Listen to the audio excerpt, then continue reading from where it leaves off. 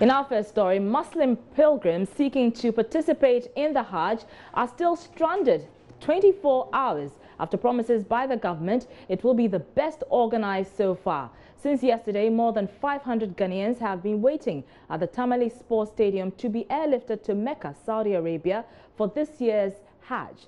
Many of them say they have had to sleep in the open as they await news from organizers. But it appears they may have to wait a while longer. Vice President Dr. Mahmud, who visited them a while ago, Friday, attributed the delay to technical hitches with the selected aircrafts.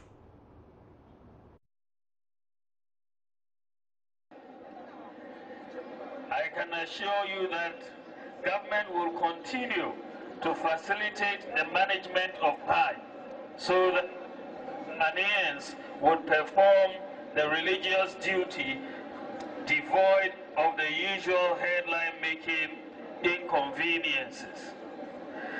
When the preparations for this year's Hajj began, we realized that last year 452 pilgrims paid for their Hajj, but they were not allowed to board the flight.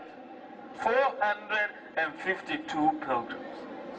They paid, but they could not go. And in addition to that, their monies that they paid were not refunded to them.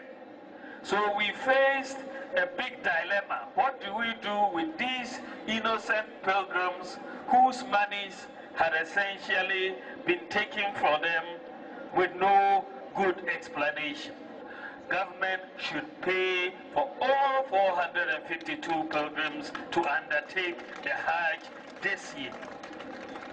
So thanks to the magnanimity of Nana Addo Dankwa Akufo-Addo and the government, all 452 who have satisfied all the necessary conditions for this year's Hajj will be eligible. So you heard the Vice President, Dr. Mahmud, and in fact he was speaking on Thursday rather and not a while ago Friday. But let's get a sense of what the situation is like right now. Northern Regional Correspondent Hashmin Mohammed joins us on the line. Good evening to you, Hashmin. We understand that the plane has landed. It has touched the Tamale International Airport. Is that true? Well, indeed, the flight has landed at the Tamale International Airport. It landed a while ago, but away from the Tamale International Airport at the Hajj village at the Tamale Sports Stadium, the immigration officials are processing the prospective Hajj pilgrims, and they will be processed there and transported from the Tamale Sports Stadium to the Tamale International Airport at 8:30 p.m., where they will be airlifted to Saudi Arabia. Now, earlier we had heard the Vice President attributing the delay to a technical fault on one of the aircraft.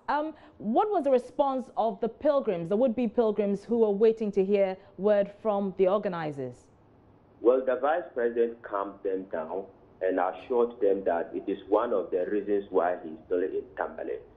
Since yesterday when he addressed a pre-departure service, he has been in Tamale. So he gave them the assurance that they are working on the arrangements to airlift them tonight. And immediately information got to them that the flight has finally landed at the Tamale International Airport. There were some jubilations, and they are happy that they will be airlifted tonight, because these are pilgrims who have waited for more than 24 hours. They were originally scheduled to be processed to be airlifted yesterday, but that didn't happen, and now things have been put in place, and they will be airlifted in a moment from now. Now, Hashmin, how many are we talking about? What number are we looking at, those that are being airlifted today? Well, 5 flights are expected to take off at the Tamale International Airport, but today, this evening at 8:30 p.m., we are told at least about 500 pilgrims will be airlifted for the first batch, and the Vice President is expected to commission the first flight.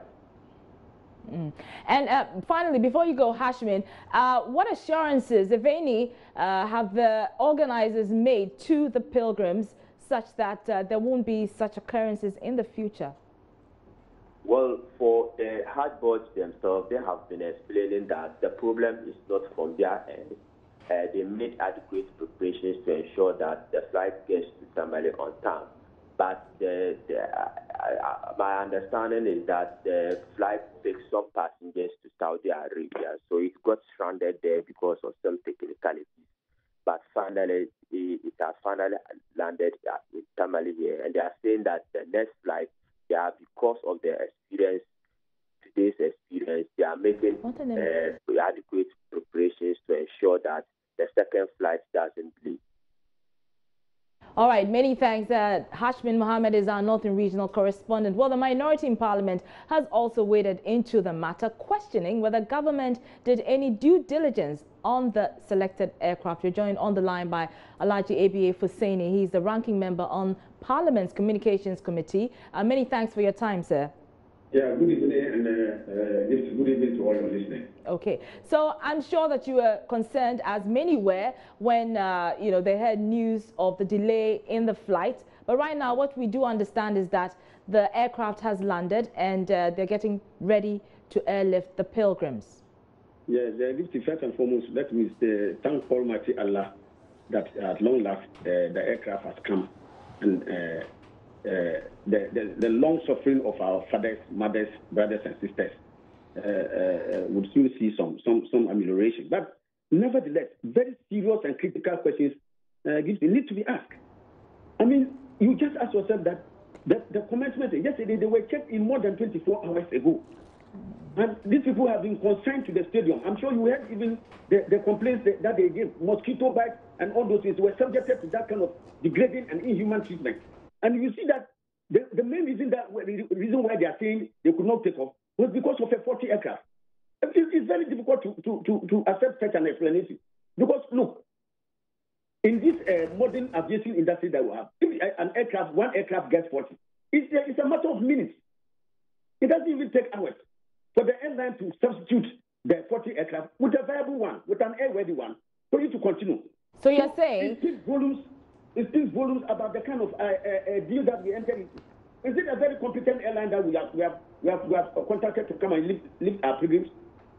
Any competent airline would have made those changes long before. But now, we should have been talking about the test flight. But Honorable ABA Fussaini, if I may just come in, technical hitches are not uncommon in the aviation industry, are they? In fact, if you look at our statement, we acknowledge that technical hitches are not uncommon. But it is bizarre to convince anybody that in this day and age, where there are an array of very competent and efficient airlines, you cannot enter into an arrangement with an airline that can, within a matter of minutes, not within hours, that when they find out that aircraft is faulty, they can change it. It's very easy to do that. As soon as they recognize that the aircraft is faulty, they'll put it back and then give you a new aircraft that is airworthy to go and carry out the duties that you were supposed to do. This has taken more than 24 hours. I can tell you that, especially for our people, and I come from there and I know, a lot of our people, as soon as this thing begins, the anxiety levels go up to a point. Some of them can get BP. Some of them can even get hospitalized. Some of them can even lose their lives. And this is as a result of the incompetence of somebody. Did we do due diligence to ensure that we got an airline that was so competent that it could easily handle matters such as this? Right. So what is the expectation? What's the expectation of the minority going forward to avoid some of these occurrences? We should be able to do proper due diligence and ensure that the airlines that we contract to come and carry our pilgrims are so efficient. All right. That to any of such a thing happen, it should be a matter at most about 1 hour, not more than that, for them to make those changes and come and live the pilgrims. It is not acceptable that you can subject them to such levels of torture for this long, over 24 hours. It is not acceptable. I think we can do better than that. We have organized Hajj before, and this is the very first flight. This is the very first flight, and if you in the first flight, we can have these kinds of things going on. I mean, what is still volumes about the level of incompetence. All right, we'll have to end it here.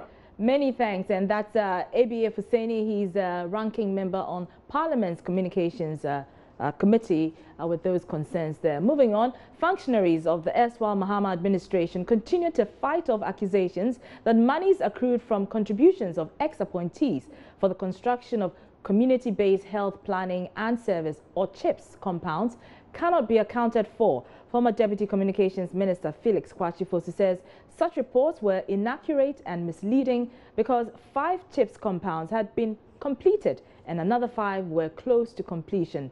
The comments follow accusations by a member of the Public Accounts Committee who faulted the former administration for not using due process in transferring monies worth more than 2 million cedis meant for the construction of the compounds. Shortly, we'll bring you details of a statement he issued, but first, listen to Vice Chairman of the Public Accounts Committee, Derry Kale Ewola, who chastised the media for its wrong portrayal of the issues. First of all, let me say not that I have a problem with the media, but I'm seeing the way on the airwaves people are deliberating on the issues. It is not as if, and I quoted Metro TV yesterday, I saw on one of the headlines, NDC ministers sending Ghanaians over 10% deductions. And again, if you listen to the airwaves, a lot of people are discussing this issue. The issue is not about somebody swindling someone. No, that is not the case. This was a voluntary deduction from the president and all the appointees. Yes, let us pick 10% out of our own salaries, set aside for some special projects, especially cheap compounds, regarding our issues regarding the issue of health. So let's put our money into these cheap compounds. But you should know that all of us as MPs and the ministers or any of the appointees, your salary go through the same channel from the consolidated fund. So that is kept by the Controller and Accountant General. And they are the people who do these deductions. Certainly, they have to be a custodians of this deduction that they did. So the the Controller and Accountant General were only keeping this money in trust for those appointees. Now, earlier you were saying that a special account was created for the money to be put in. Precisely so. So when you look at the Auditor General report where this amount reflected, that was 2015, and subsequently 2016 it did not reflect. So that was where our colleagues picked questions from. And I am saying that, yes, there should be a cut-off point of everything, even at all, if that was a mistake, to put that there. In any case, they could have set aside any suspended account for that particular one. But if it reflects in the Auditor General report, it is not as if it's part of the consolidated fund. So let's have clarity. It's not a consolidated fund. Let's have clarity on this. How much was accrued? First of all, what I want people to know is that it is not forming part of the consolidated fund. So there's nothing wrong with anybody, or if the chief of staff at the time requested that an account should be opened somewhere and for this money to be transferred into, and of course to be used for the same intended purpose. There's nothing wrong with that. And that was exactly what happened. So where people go about saying that the NDC ministers swindle Ghanaians, it is never the case. I have contributed my money for this purpose. That is all. It's not forming part of the consolidated fund. First of all, people should understand that it is never a part of the consolidated fund, and there's a need for a separate account to be opened for that, which they did. The total amount I know for now, with regards to the number of projects that they allotted those amount, was 2,500,000. Over 2 million? Yeah, over 2 million. It's 2.5. But earlier you were also saying that some parts, although the Controller and Accountant General deducted parts of this money for this project, you're saying that 5 has been done, you're left with 7 more because the total project is like building 12 CHIPS compound. How much is left for the Auditor General to credit, the Controller General, the Controller and Accountant General to credit your account with, so that the rest of the project will continue? Yes, what I know is that if the money was deducted quarterly. By the time the NDC government had left office, it means there would have been an outstanding quota. So that will be deducted from January onwards. And of course, from my inquiry I made, I understand 641 was further deducted. So that's Vice Chairman of the Public Accounts Committee, Derry Kale Ewola. Well, his account has been corroborated by former Deputy Communications Minister Felix Kwasi Fosu. In a statement posted on his Facebook wall, he said the Mahama administration paid 2.19 million cedis to contractors for the construction of the CHIPS compounds. He continues in his statement that regarding the CHIPS compounds themselves, a total of 5 have been completed. And he says they are at Jimpo Krom and Kwame Pra Krom in the Upper Denshaw East District, Ada East in the Greater Accra, Nkwanta number 1 and 2 in the Western Region, and Abontonso in the Afram Plains North District of the Eastern Region. Another 5 were almost completed at Faso Bato and Supong in the Afram Plains North District, as well as Dome, Gadokope, and Samankwe in the Afram Plains South District. Another one was nearing completion at Tetegu Old Town in the Greater Accra region. The last one was at foundation level at Hos Zongo as of the time we were leaving office.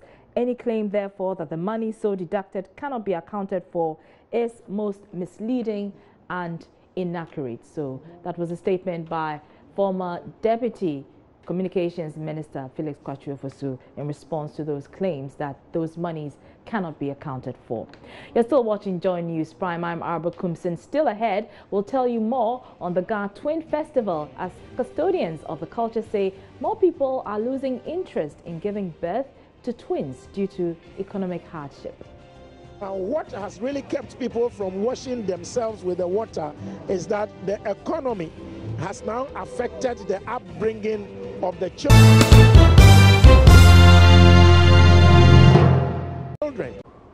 You're welcome back. Now, President of the National House of Chiefs, Togbe Afede the 16th, has urged chiefs in the country to offer constructive criticism to policies and programs they think are inimical to the growth and development of the country.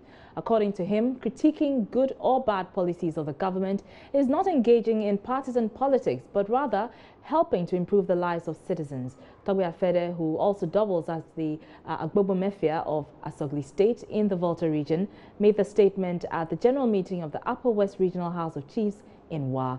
Rafiq Salam reports.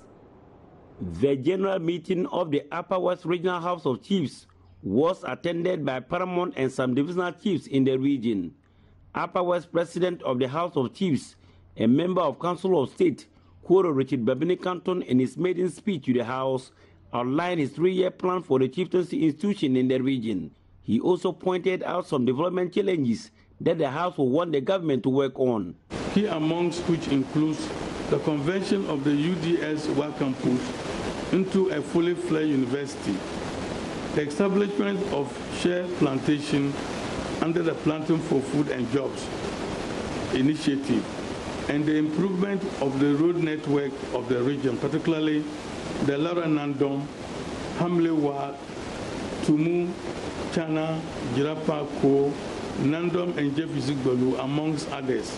President of the National House of Chiefs and the Agbobomefia of Asogli State, Togbe Afede the 14th, noted that chiefs in the country have no reason to be poor, adding what they need is to be selfless to mobilize the resources available to them. We chiefs have so much more resources available to us than we are aware of. We are more powerful than we appreciate. And as I said, National House, let me say it again. Every member of parliament belongs to a traditional area. Every minister of state belongs to a traditional area. Every top executive belongs to a traditional area. Even His Excellency the President belongs to a traditional area. So we have no reason to be poor. All we need is a lot more selflessness. Let's go out there and appeal to important ministers from our traditional areas to support not only our traditional areas, but to support the regional House of Chiefs and support the national House of Chiefs. There is no reason why we should not be able to meet, because government budgetary allocation has delayed. No, it mustn't happen. Being the first president of the National House of Chiefs to address the general meeting of the Upper West Regional House of Chiefs, Togbe Afede the 40th used the opportunity to urge the chiefs to support the government development agenda and also offer constructive criticisms to policies and programs they think are inimical to the development of the country. If we have development in our areas, if we have jobs for our youth, we shall sleep soundly and have peace in our areas. That is why this is very important. So let us support the government of the day in bringing development to our people. But as chiefs, let us also be willing to offer advice and indeed offer constructive criticism. Very important. The Constitution bars us from partisan politics. But of course, we are all political animals because the politics affects all of us. Bad politics affects us. Good politics affects us. So we can't be oblivious to happenings around us. Commenting on good things that are done while criticizing the bad things that are done is not partisan politics, but it's just part of our role to ensure that our nation is governed well, our nation is peaceful, our nation stays united, and of course development comes to our people. Reporting for Joy News, Rafiq Salam. Wow. Lands and Natural Resources Minister John Peter Mahmud has charged the Upper East Regional Lands Commission to deliver its mandate according to government's development plans. He said situations where members of the commission connive with private individuals to sell off government lands must not be tolerated, as such behaviors affect development plans in the future. Mr. Mahmud was speaking at the inauguration of the Upper East Regional Lands Commission at Bolgatanga. Correspondent Albert Sori has more. The 20-member Lands Commission for the Upper East region was inaugurated with a mandate to, among other things, manage public lands and any other land vested in the President by the Constitution. The Commission also has a mandate to advise the government, local and traditional authorities on policy framework for the development of particular areas of the country. Delivering the keynote address, Lands and Natural Resource Minister John Peter Mahmud charged the newly inaugurated Upper East Regional Lands Commission to do its work in accordance with government's development plan. As members of the Commission, you have a duty to protect the land of the region. The lands are meant for development.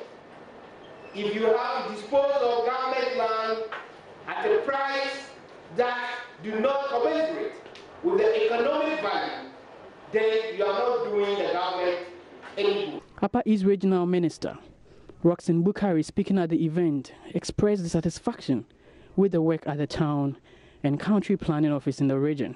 He urged the Lands Commission to work closely with the town and country planning office to change the disorderly manner of the development in the region. In the country planning, I do the own thing, which is a very serious matter in this region. And now we need to suggest that the town country planning and Land Commission should work as a team. They should also have a coalition board. And then there's a party. But I would appeal that the Land Commission and Town Planning should come under our umbrella and work together as a team. If not so, Ghana will be destroyed in the near future. Chairman of the Governing Board of the Ghana Lands Commission, Stephen Intim, admonished the new members of the Upper East Regional Commission to take their swearing-in oath very seriously. You've taken some admonitions and challenges thrown at you by both the chairman of the function and the sector minister, urging you to discharge your duties in a certain manner, to meet a certain expectation. His Lordship has also admonished you on the oath of secrecy, and I listen with keen interest. They are all very, very relevant. This is a new responsibility from these three individuals who are admonishing you. The new chairman of the Upper East Regional Lands Commission, Jonathan Angwe, said he and new members of the commission will work diligently to ensure development of the region. Mr. Chairman, I I repeat, we have accepted the assignment with all our hearts. We will work diligently for the smooth running of the ministry in this region. Mr. Chairman, land is limited and therefore a thorough issue and must be handled with care. We will do that. We will observe all the laws and regulations governing sea. And that report was filed by Albert Sorry. You're watching Joy News Prime.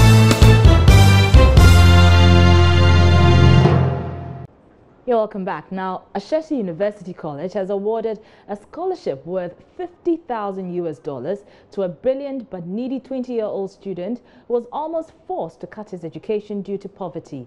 The good news comes after Joy News highlighted Tubari Kola's plight last Monday. He did not expect to continue his education to the tertiary level, but help has come from Ashesi, which is pledged to assist him undertake a 4-year engineering program at the university. The scholarship covers his full tuition fees, accommodation, feeding, pocket money, a laptop computer, and any other things needed to successfully undertake the degree program. Manasseh Zuriya-Wene, who broke this story, has more. Exactly 2 weeks ago, I asked Tubari Kola how he felt about the poverty-stricken life he has endured since his birth. This was his reply. It is God's work. When I see my colleagues, at times the things when we are at school, the books they used to bring, they used to buy books, and even the clothing they wear. I don't have access to those things, but I just say, oh, God does everything. One day, if in my luck, the chance I also get them. That one day has come earlier than Tubari Kola had expected, and his luck has shone brighter than he ever imagined. The 20-year-old former student of Nandom Senior High School had gained admission to the University of Mines and Technology in Takwa and was awaiting another admission from the Kwame Nkrumah University of Science and Technology. But he had no hopes of going to school because he and his old mother, who is in her 70s, could not raise even 100 Ghana cedis to support his education. When we compiled everything, it was almost 5,000 Ghana cedis. Tubari's mother, Hawa Kola, had married in Babli in the Upper West region, and when her husband died, custom demanded that she marry her late husband's brother. As part of that custom, however, it was a bad omen to give birth to a boy as the first child in the second marriage. Unfortunately for her, her firstborn in that marriage was a boy, and she was driven out of the marriage. The family said it's a bad omen. So the sisters of the husband asked the woman to go with your tubare, that's push away child. So they pushed the woman and her child away, tubare, meaning push away. That is why she got up and came to this community with the baby boy to come and settle and look for help.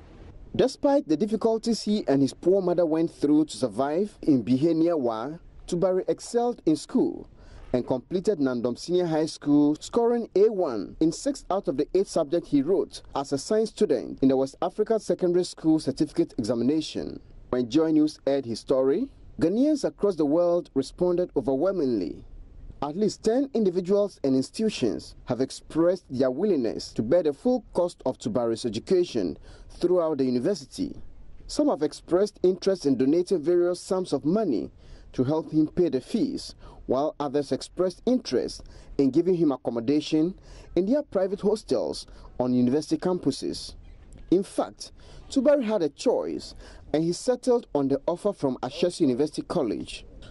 We reach out to needy but brilliant students, and so when we can support them in their education, at least to study here at Ashesi. So when we heard the story, we reached out to the young man, and we're offering him a full scholarship that will take care of his tuition, that's his fees. It will take care of his accommodation.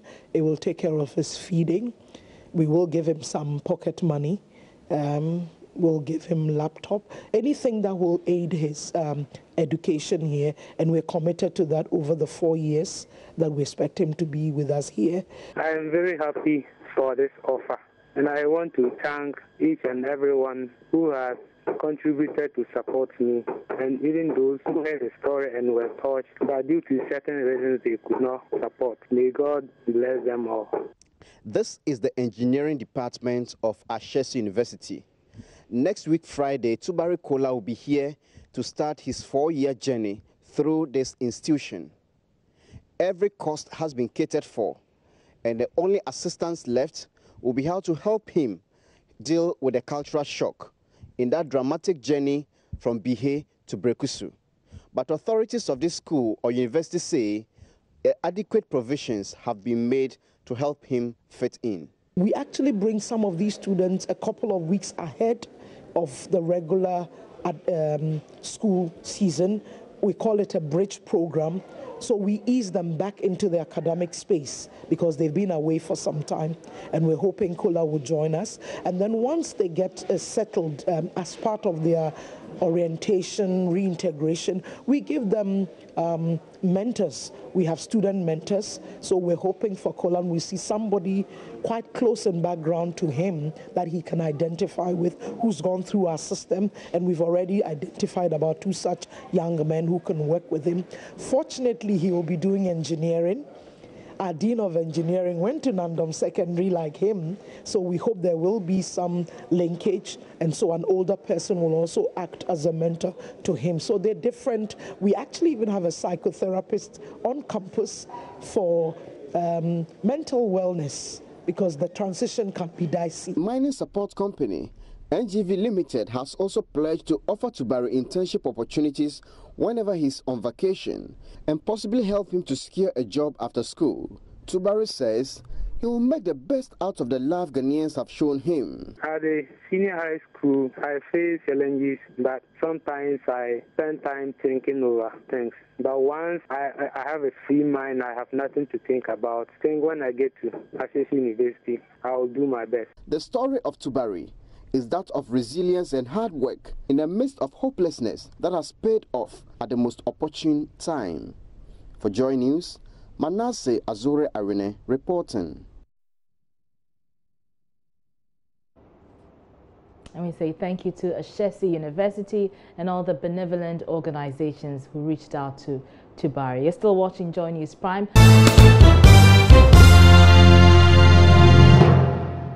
Now on Saturday, President Akufo-Addo will be in Jamestown, where hundreds, if not thousands, of Ga indigents will gather at a grand durbar to mark the annual festival, Homowo.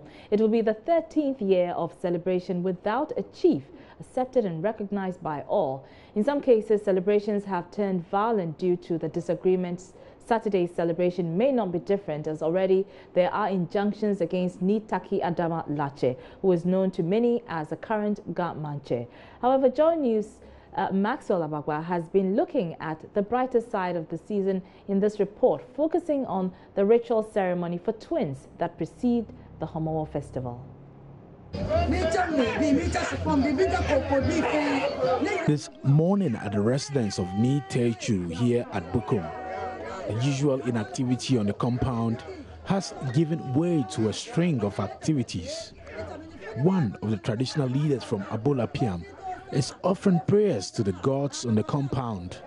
In a basin in front of her are leaves, water, alcohol, broken eggs mixed with the blood of slaughtered fowls. In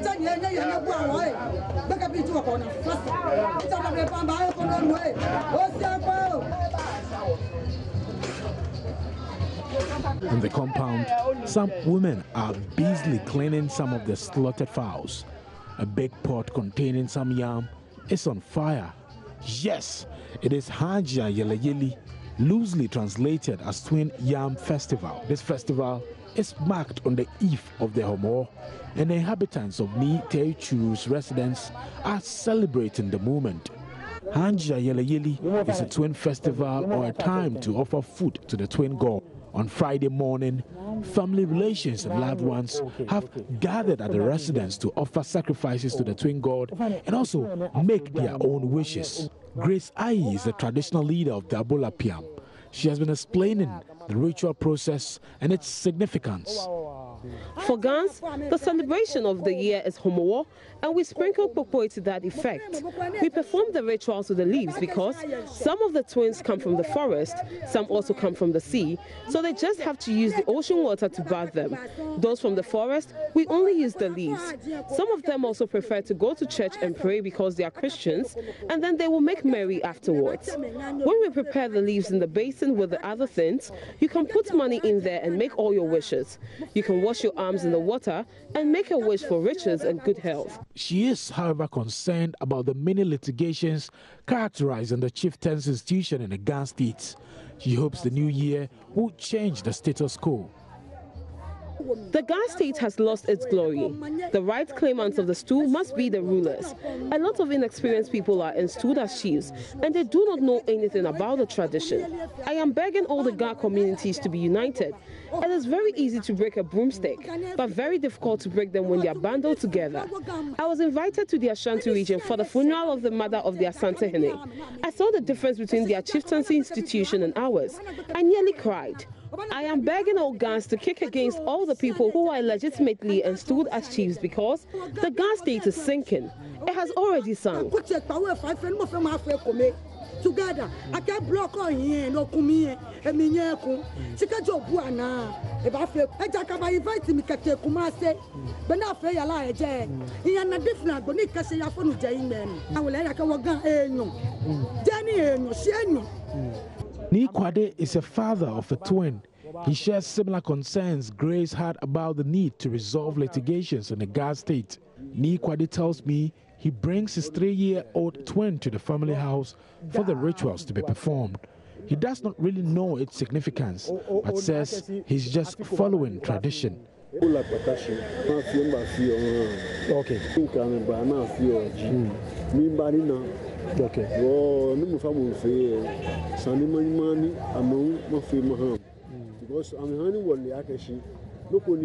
I bring them here every year for the rituals because I came to meet the custom. So I cannot ignore the culture. Every year I bring them here. I was told it was done in the olden days, so I cannot ignore it now.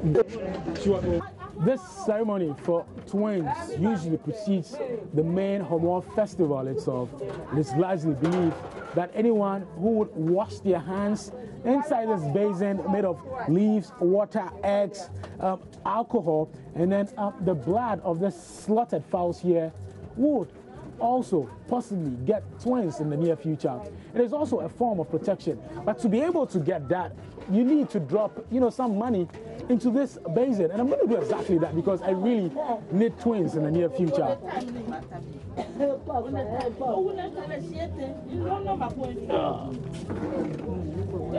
Okay.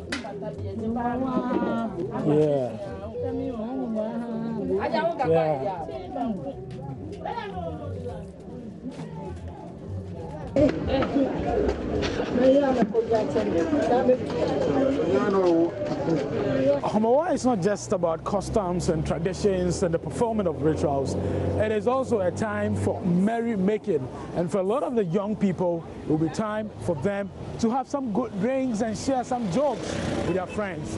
Here at the Deep Sea 60A guest house, all is set for Homowo to happen here.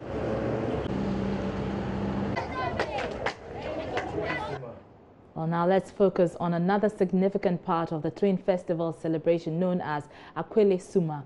This part of the ceremony affords those who seek to have twins the opportunity to ask this of the gods. However, custodians of this culture say participation in this activity has reduced due to high cost of living. Emefa Dradosi explains. So we are currently here at a Gan community in Jamestown called Ingleshi, where we've witnessed a lot of twins, parading the town. I'm joined here by one elder to tell us exactly what this means to the Gan community. The twins that you see parading themselves, it is not just a fanfare, but it is a worship. It's a cult. It's a cult. Gan people believe that twins bring better blessings onto the homes when they are born into a particular family. what we say is that they carry blessings, and these blessings cover the whole community. Now, again, we look at twins.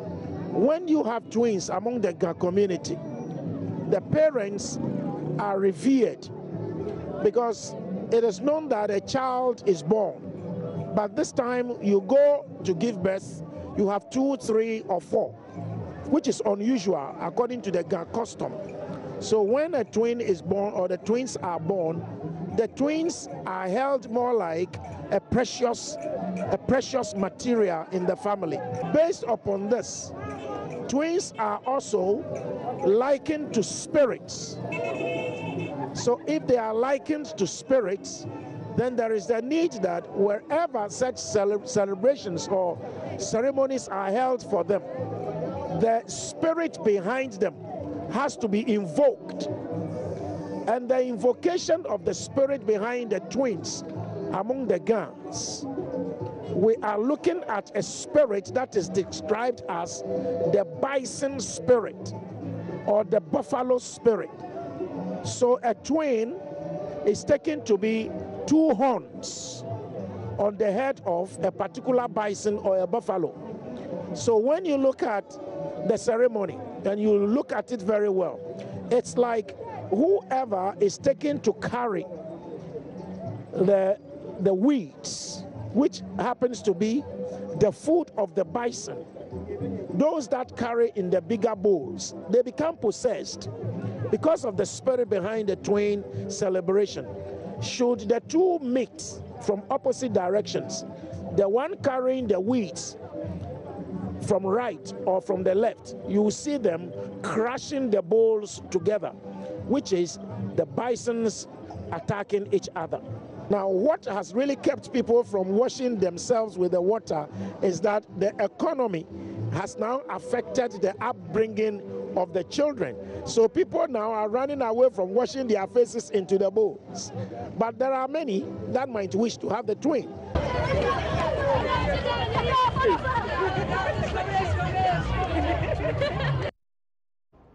Well, ahead of the Homo Festival, Joy News' Latif Idris visited British Accra to speak to some youth on their perspective about the festival. It's another festive season, and here we're looking at the National Capital's festival, and that is Homowo. And this time around, I'm trying to do something different. Talk to the young boys and girls within Jamestown, that is British Accra, if you like, to get their own understanding of what the Homowo Festival is all about. Gun Festival. Gun Festival. So what do you do during that period? We do quickly.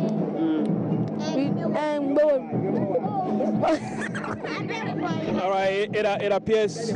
So let me get another person who... Oh, hold on. I'll come to you briefly. So face the camera and tell me your name. My name is Sharifa Tiyako. Sharifa, how old are you? I am 11 years old. What is Homowo? Homowo is a festival that we celebrate in Ghana. Which part of Ghana? British Accra. So what happens during Homowo? Like, we eat and celebrate it. Homowo is when we are celebrating a festival.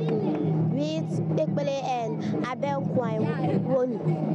And what is the common thing that always happens during Homowo? Saturday. Hey, when we are doing when we finish Saturday. What is that? What is that? Is Ekpele. You say what is it? Twins. Akwele Sumaye. Like me, I'm Homowo is a celebration that can celebrate their festival. What do you do during the Homowo Festival? We eat pepe with palm nut soup. Yes. It's a gun festival. What happens during Homowo? We eat pepe with palm nut soup. And then what? We do it with groundnut soup. So what do you do during the festival? Apart from eating cocoa and Ghana soup, what else do you do? We enjoy. You have fun. You go to the beach? No, yes. Are you sure? With a writ filed at an Accra High Court seeking to restrain Ni Adamalache from holding himself as a chief and sprinkle the traditional milk pokwe, the paramount chief of Akamajin, who among other areas exercised jurisdiction over parts of Dansoman and Mataheko, Ni Aikain III, told Joy News not even the absence of a Gamanche and the seeming tension will prevent him from marking the festival with his people.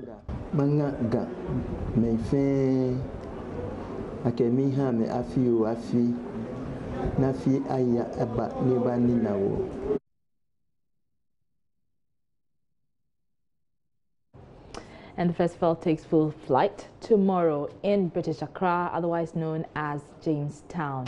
You're still watching Joy News Prime. Thank you. My name is Araba Kumsin. From me and the rest of the crew, have a lovely weekend. Good night.